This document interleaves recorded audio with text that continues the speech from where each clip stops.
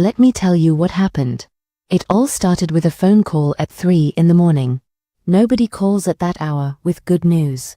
It was my mom, and her voice was shaking. She told me my dad had a stroke. My whole world just stopped. I was frozen with fear. Next to me, my husband just groaned and complained about the noise. He was annoyed that his sleep was interrupted. That was the first moment I felt truly alone. My dad was in the hospital, and he looked so small and weak. The doctor said he would need a lot of help and could not go back to his old house with all the stairs. I knew exactly what to do. Our house has a perfect little apartment on the first floor. I told my husband my parents were moving in. I thought it was the only right thing to do. But he said no. He said it would be too much trouble. He called my sick father a burden. He told me to put my parents in a home. I looked at the man I had been married to for so long, and I did not know him anymore. I felt like the floor had fallen out from under me. I went to our safe and found the papers for our house. I remembered my dad talking about a special agreement when he gave us the money for the house. I looked through all the pages and I found it. Right there in the official words it said that because of the money they gave us, my parents had a legal right to live in that apartment if they ever needed to. The paper in my hand felt like a life raft. I knew I had to use it. I waited for the right time to talk to my husband again. I let him think he had won the argument. When I finally confronted him, I was calm. I told him my parents were not asking for a favor. They were using their legal right. I showed him the paper. His face turned red with anger. He could not believe it. He yelled and said it was our house. I told him if he thought my dad was a burden, then he was the one who should leave. The look he gave me was pure hate. He did not leave though. He just got quieter and angrier. I moved my parents in the very next day. It felt so good to have them safe and close. But my husband became like a ghost in our own home. He left me notes instead of talking. He hid in his office. I heard him on the phone late at night, talking in a low voice.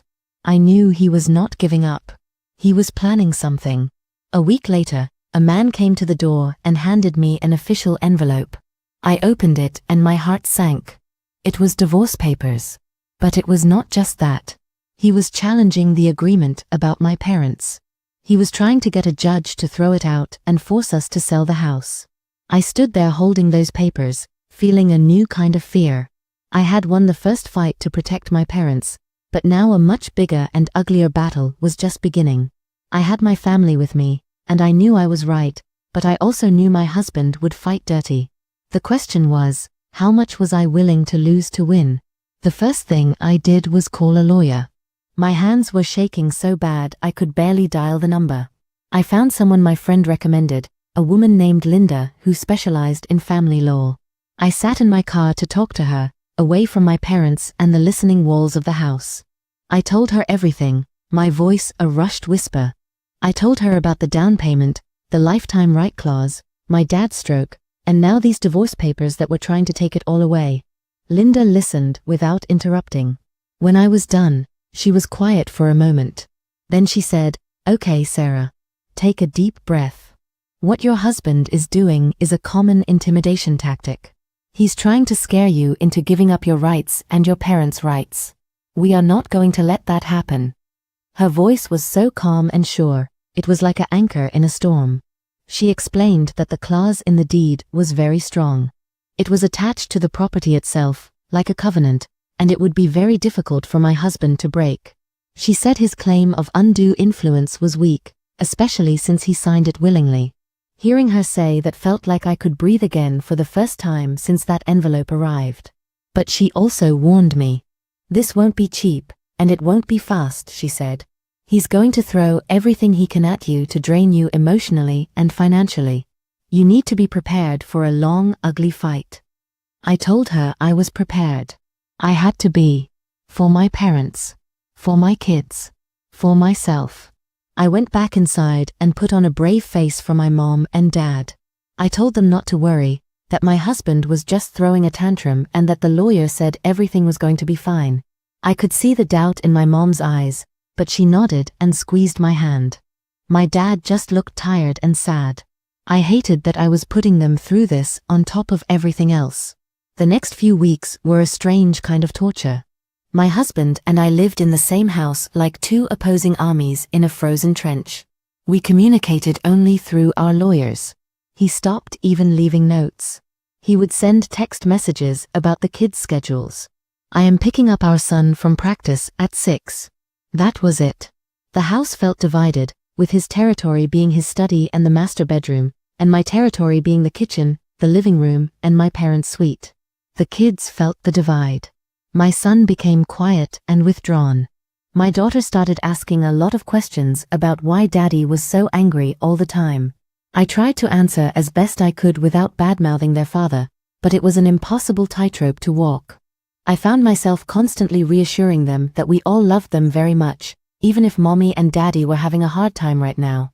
It broke my heart to see their confusion. Then the first real volley came from my husband's lawyer. It was a formal request for a hearing to get a temporary order forcing my parents to move out pending the divorce. His argument was that their presence was causing irreparable harm to his relationship with the children and creating an untenable living situation. I was furious. The sheer goal of it, to call my parents a harm. Linda was not surprised. She said we would fight it and likely win, but we had to prepare a response. That meant gathering evidence. I had to write down a timeline of everything, from the phone call about my dad's stroke to my husband's refusal and the subsequent discovery of the deed clause. I had to get statements from my parents' doctors about my dad's medical needs. It was exhausting and felt like a huge invasion of our private pain. My husband, through his lawyer, also demanded full financial disclosure. He wanted to see every bank statement, every investment account, every credit card bill. He was looking for a way to prove I was wasting marital assets on my parents. Luckily, my mom had been handling all their own expenses, so there was nothing for him to find, but the intrusion made me feel naked and exposed. The day of the temporary order hearing arrived. I was a nervous wreck. I had to sit in a courtroom with my husband just a few feet away. I could feel his anger radiating from him. He wouldn't even look at me. His lawyer argued that the house was a marital asset and that my parents' presence was disruptive. My lawyer, Linda, was brilliant. She was calm and forceful.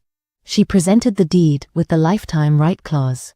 She talked about my dad's medical condition.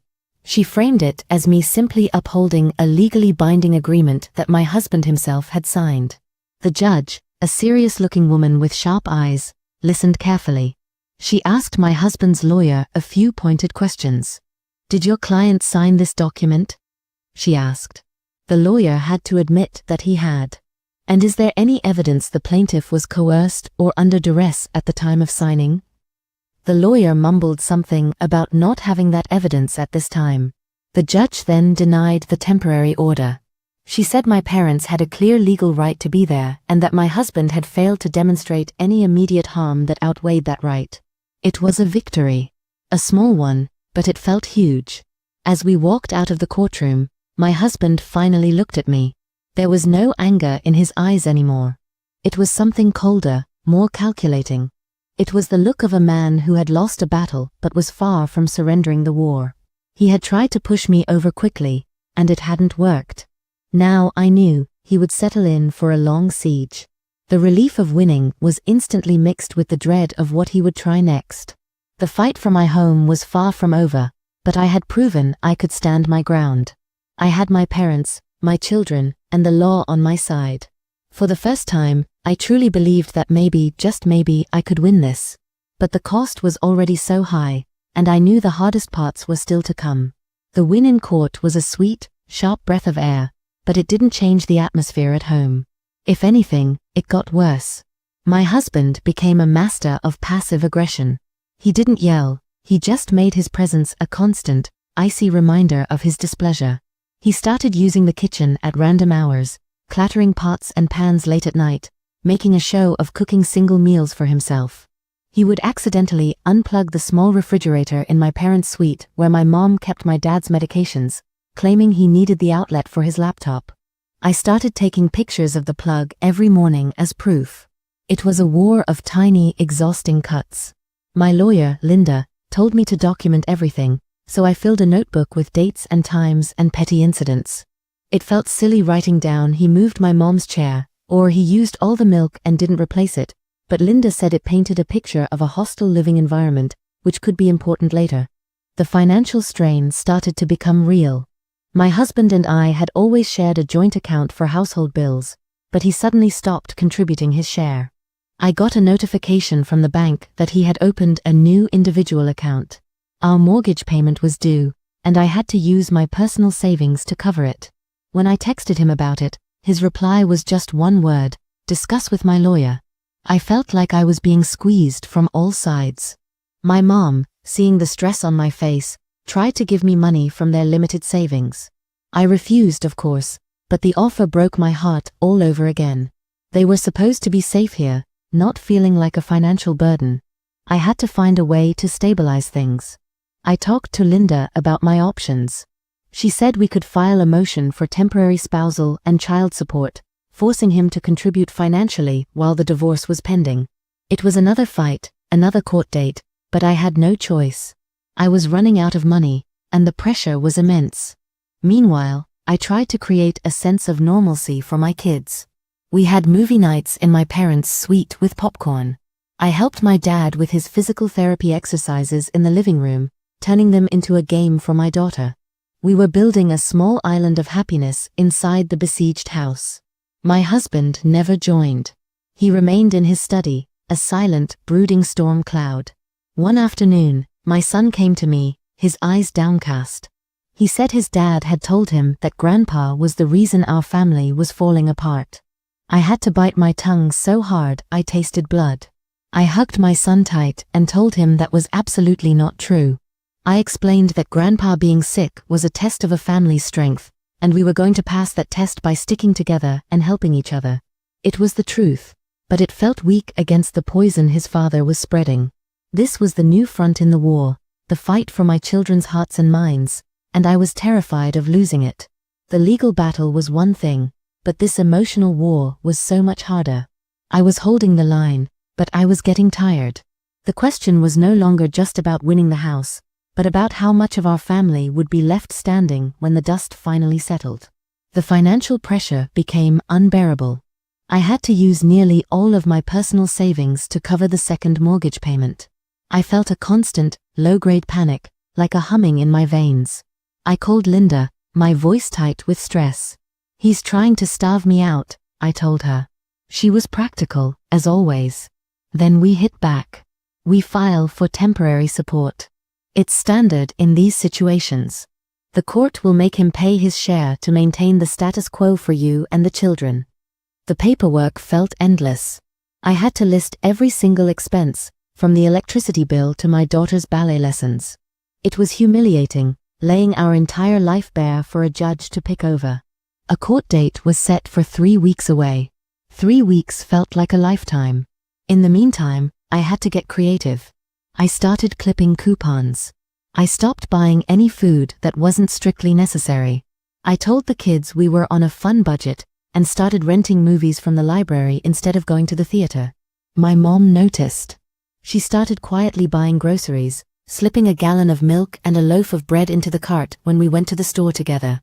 I wanted to refuse, but I couldn't. We needed the milk. The pettiness at home escalated. My husband started taking very long, very loud showers early in the morning, knowing the pipes ran right next to my parents' room and would wake my dad, who needed his rest. He would misplace the remote for the television in the main living room, the one my dad used during the day. It was 1,000 small cuts, and I was bleeding from all of them. The only bright spot was my dad's progress. With the stability and our constant encouragement, he was getting stronger. He could walk from his chair to the bathroom holding my arm. His speech, which had been slurred, was becoming clearer. Seeing him improve was the fuel that kept me going. It was proof that this fight was worth it. The day of the support hearing arrived. It was less formal than the first one, but just as tense.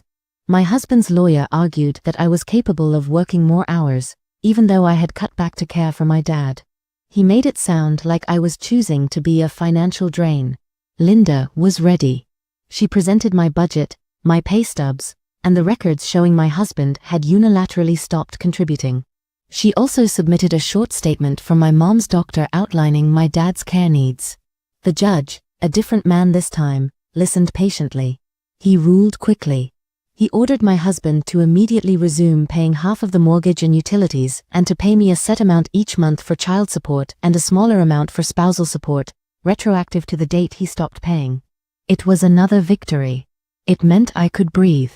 I could buy groceries without a knot in my stomach.